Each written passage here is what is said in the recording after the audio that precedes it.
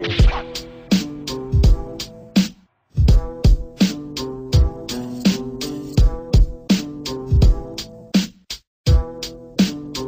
5:18 and 19 talks about it's right at the very beginning of the Sermon on the Mount, that not a jot or tittle of the law will be changed until heaven and earth have passed away, and that anybody who breaks even the least of those commandments will be the least in heaven. Jesus' message in there in no way says, hey, we're going to toss out the Old Testament.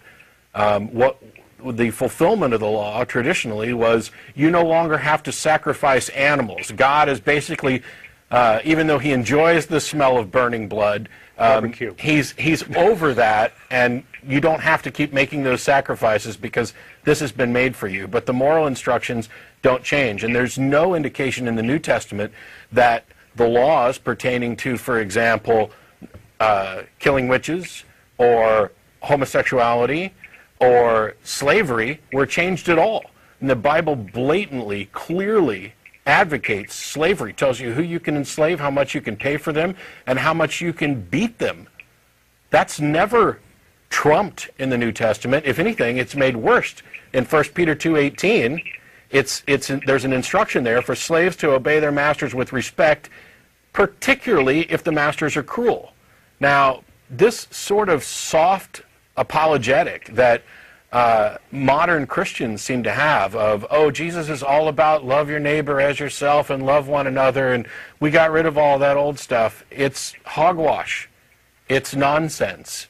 The idea that we can just chuck aside the Old Testament, not only does it chuck away any potential claims of prophecy that support your New Testament, it chucks out the entirety of the moral law. It's pick and choose. It's a recent invention. Religion, right? And it's fine if that's what somebody wants to do. I mean, if there are good people who would say, I think the Bible's wrong about slavery and genocide and all of these other things, and I'm just going to focus on these particular passages that are attributed to Jesus because I think that they are a good way to live. That's perfectly fine, and I'll applaud them all day long for chucking out the obvious immoral stuff.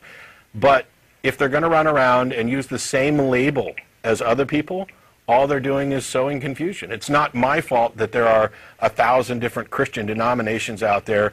All of them believe something different, and these 10 are engaged in attempting to sideline the rights of everybody else based on their own beliefs, and these 20 are in favor of, bombing abortion clinics, and these 3 over here are okay with gays because they've done their, it's absurd.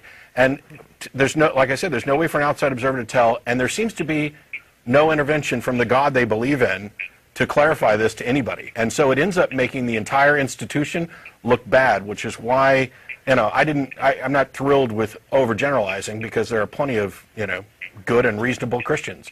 But it's a legitimate complaint. You got to clean your own house if you don't want people to lump everybody in one bucket.